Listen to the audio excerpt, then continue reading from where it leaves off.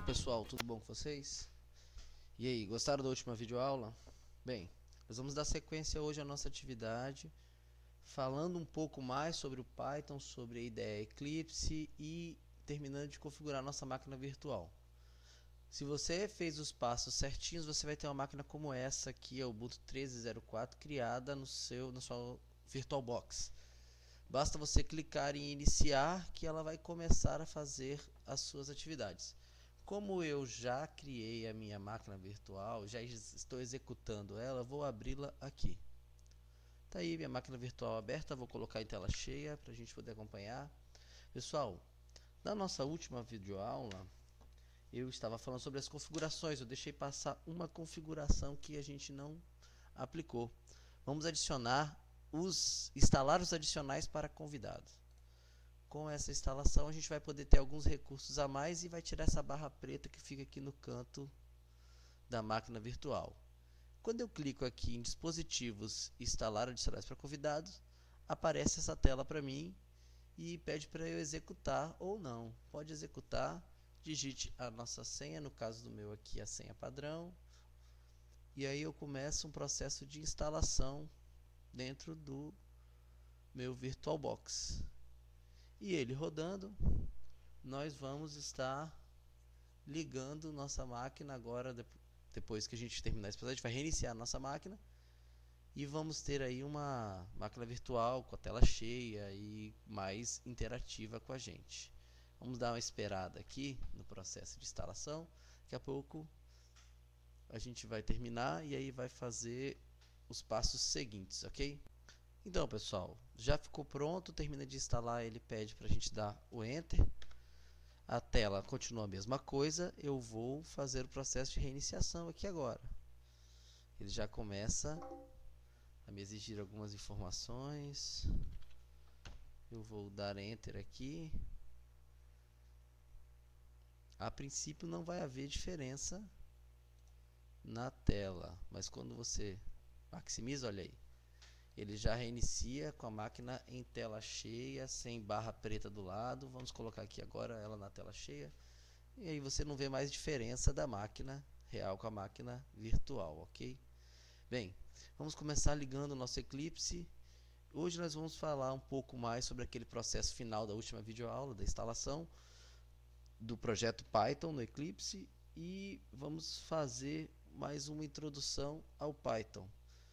Ele pergunta para mim onde eu quero criar, né, toda vez que eu ligo o Eclipse, a minha pasta de projeto. Eu já vou deixar essa como a página padrão e não quero que me pergunte novamente. Marca essa opção, deixa a pasta Workspace no Eclipse habilitada. Bem, vamos aproveitar então, pessoal, e falar um pouquinho da história do Python. Python foi criado em 1991 por um holandês chamado Guido van Rossum. Foi um trabalho que ele fez fora da sua linha de trabalho, mas que tomou proporções gigantescas, né? Python é uma linguagem extremamente poderosa e o nome dela é uma homenagem ao grupo Monty Python, um grupo britânico de humor muito famoso no mundo todo. Uma das características legais é que Python ele é uma linguagem, como eu falei, muito poderosa, que ela consegue interpretar e compilar aplicativos. Você pode tanto usar um recurso quanto o outro. Ela também é procedural e orientada a objeto. Você tem qualquer característica dentro dela. Tem uma extensa e muito boa biblioteca que você pode ver. A gente vai ver mais para frente alguns recursos desse. E é um projeto de código aberto, né? Por isso se torna muito interessante para a gente aqui.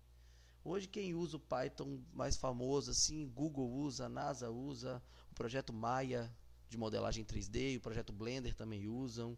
O Linux, né? O código-fonte do Linux tem muita coisa que é interpretada em Python. Muitos projetos de web, muitos projetos de computação gráfica, enfim, sem dúvida é uma linguagem bastante poderosa aí, ok? Beleza? Bem, para você usar o Python, a gente já fez a ambientação dentro do Eclipse. Dentro da ideia do Eclipse, nós temos, né, como vocês já viram, um projetinho em Python rodando, primeiro teste da gente de Python. Me permitam fazer um novo projeto, um projeto já PyDev, que já depois que você faz o primeiro, já está aqui disponível, mas a gente vai começar de Project mesmo, para que vocês possam estar acompanhando passo a passo. Quando a gente clica em Project, aparece essa interface de Wizard aqui, e aí eu escolho PyDev Project, é o escopo do nosso estudo, nós vamos se atentar sempre é o projeto PyDev normal. Não vamos nem falar de Django nem de Google Apps nessa série, talvez mais para frente. Mas a gente vai estar fazendo isso aqui para a gente aprender o básico da linguagem e também o importante, que é o escopo principal, aprender um pouco de lógica de programação, né, para a gente começar a trabalhar com outras linguagens mais para frente nas próximas séries. Clicando em Next, eu vou colocar aqui o nome do meu projeto. Primeiro projeto Python. Tá aí o nome do nosso projeto. Eu posso estar utilizando, eu vou estar recomendando a gente utilizar a gramática 3.0 para a gente poder usar os recursos mais avançados de Python. E aí vamos estar dando o finish aqui. O nosso projeto já está criado. Nós podemos fazer agora a criação de diversos recursos para ele. Nosso primeiro projeto criado. Temos aqui a biblioteca para utilizá-lo. Vamos começar a trabalhar com ele. Basta criarmos um novo project. Não, um novo file, desculpem. Nosso projeto Python vai ter um file chamado primeiro python.py, nome do nosso arquivo, que a gente vai fazer os testes aqui dentro. Ok?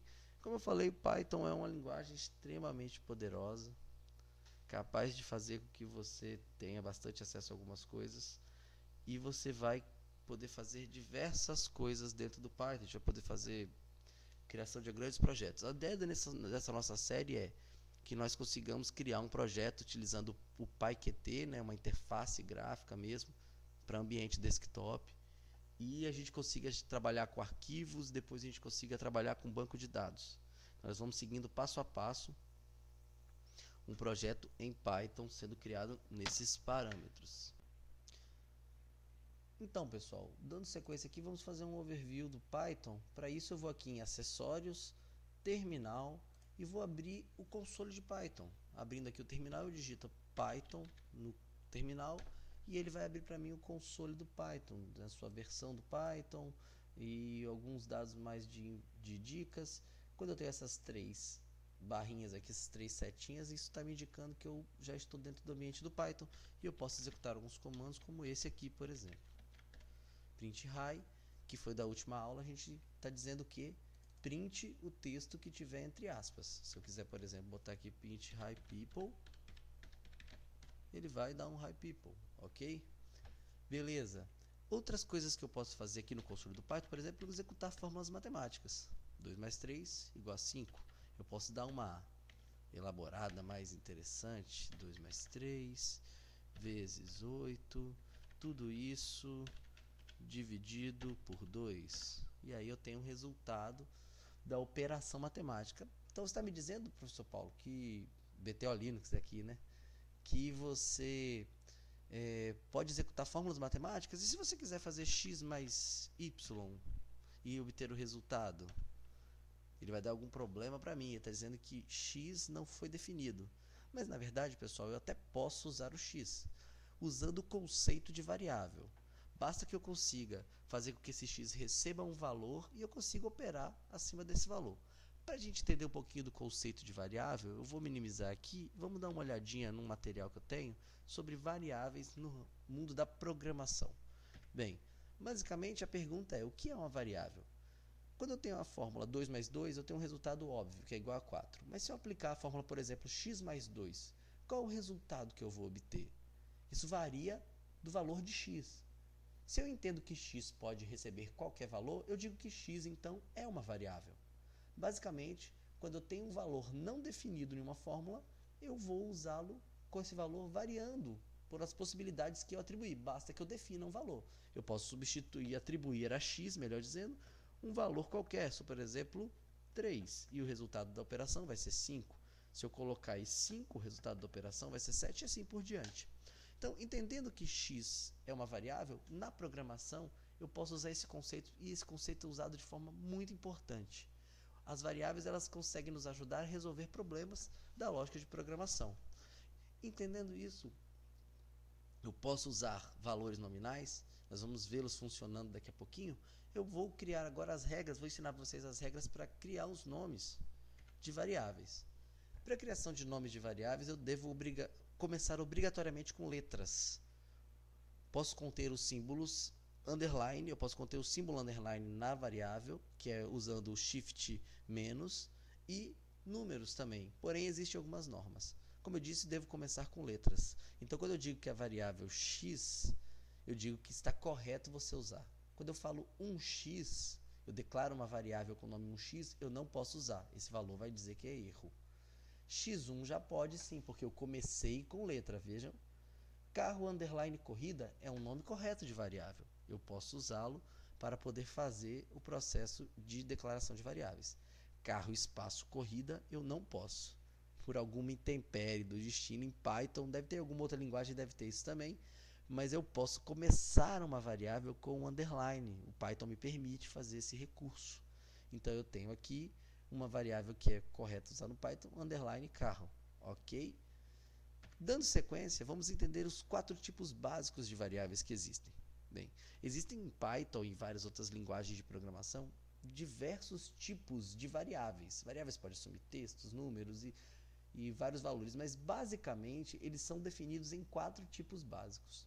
O primeiro deles é o tipo de inteiros, que define no conjunto matemático os números inteiros. São números que não têm valores fracionários. 1, 2, 3, 4, 5, todos os números naturais, né, representados no conjunto matemático de números naturais, são números inteiros que nós podemos utilizar. Por seguinte, os números flutuantes, que são do conjunto de números reais. Eu tenho os números inteiros, porém, além deles, eu tenho os números fracionários, que é 1.1, 1.2, 1.2.1, 2.001, 1.3. E também tem os números inteiros, como eu falei. Só que nos números flutuantes, quando eu falo que é um número 1, eu estou dizendo que é um número 1.0. Um outro tipo de variável básico é o tipo texto, que nós conhecemos na programação como tipo string. Esse tipo, ele é o tipo que define uma cadeia de caracteres, um texto basicamente falando.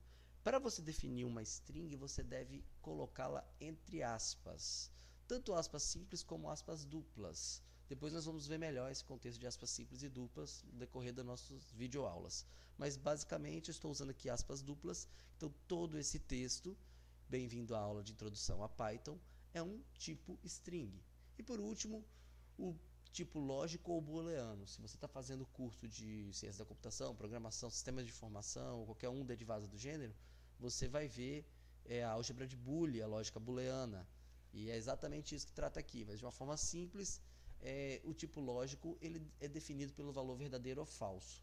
Como as linguagens são de padrão internacional, a nomenclatura, obviamente, é em inglês. Então eu uso o valor true ou false. No caso, nossa videoaula está sendo gravada à noite, então noite é verdadeiro e não está chovendo. Por conta disso, chuva é igual a false. É basicamente esse o contexto. Bem, deu para pegar uma ideia básica do que são as variáveis. Vamos agora voltar lá para a nossa máquina virtual e vê-las operando normalmente. Vejam, se eu tenho x mais y, eu posso dizer aqui que x é igual a 5 e y é igual a 8, ok? Beleza? Então, quando eu venho aqui agora e aplico novamente o x mais y, ele vai me dar um resultado. 8 mais 5, 13. Olha que bacana. Então, eu posso fazer isso de várias formas dentro do universo de programação. Então, pessoal, e agora eu consigo fazer uma série de situações aí interessantes que eu vou manipulando valores. Por exemplo, eu já tenho x mais y. E se eu quiser que x receba outro valor? Basta que eu faça com que x receba outro valor. E aí a operação x mais y muda de resultado. Então, basicamente, eu vou ter fazendo isso. O que a gente pode se atentar aqui nesse momento é que x é a variável e 5 é o valor. Como eu digo que x passa a receber o valor? Através do sinal de igual. Dentro da programação, mais precisamente em Python, quando eu digo que x é igual a y, eu estou dizendo que x está assumindo esse valor, está recebendo essa informação e passando a utilizá-la. Então, no primeiro momento, x foi igual a 5, no segundo momento, x foi igual a 6, e aí mudou o resultado da nossa operação. Então, beleza, professor. Você está me dizendo, então, que se eu botar x mais y igual a 14. Se eu quiser mudar o valor de y, eu vou usar o sinal de igual para atribuir um valor novo a y e coloco lá y igual a 10. E quando eu vou usar o x mais y, já muda novamente o resultado. Mas espera aí, professor. Se eu quiser usar uma variável recebendo texto, eu posso? Claro que pode. Vou criar aqui uma variável mensagem igual a bem-vindos com exclamação. Beleza? Então agora se eu der um print em mensagem, aparece a mensagem bem-vindos. Eu posso fazer operações com o texto também, professor? Claro que posso. Eu posso colocar aqui bem-vindos, né? Já era a mensagem que eu tinha colocado. Eu posso assumir outra coisa, outro valor. Olá, pessoal. E aí eu consigo usar... Opa, desculpa aí. Olá, pessoal. Está aqui. E agora quando eu dou o print... Mensagem. Olá, pessoal. Não, professor, o senhor não entendeu. Eu quero que mensagem receba outros valores. Ok. Então eu coloco aqui outra mensagem. Vou botar um texto qualquer. Texto sejam... Opa, sem aspas não funciona, pessoal. Bem-vindos. Vou até colocar um espaço aqui na frente. Depois vocês já vão saber por quê. E agora eu faço um print de mensagens mais texto. O que vai acontecer? Opa, desculpa, mensagem. Aí não dá, né? Se eu quero mudar o nome da variável. Beleza? Olá, pessoal. Sejam bem-vindos. Vejam que eu digitei um espacinho aqui na frente. Ó, esse espacinho apareceu aqui. Porque se eu colocar elas todas juntas, né? O texto que tiver escrito dentro da aspa será respeitado. Beleza, então, professor, legal, print mensagem mais texto. E se eu quiser que mensagem receba isso? Ou outra variável? Resposta igual a mensagem mais texto. E aí eu dou um print em resposta. E aí aparece, sejam bem-vindos. Ok, beleza, pessoal. Por hoje a gente vai parar por aqui, porque a aula já está ficando um pouquinho grande.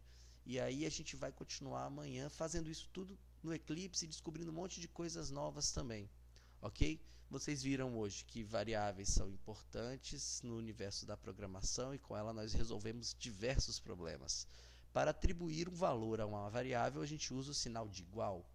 Esse sinal representa que a variável está recebendo um valor. Esse valor pode ser numérico, pode ser texto, pode ser lógico, pode ser um número fracionário ou um número natural, né?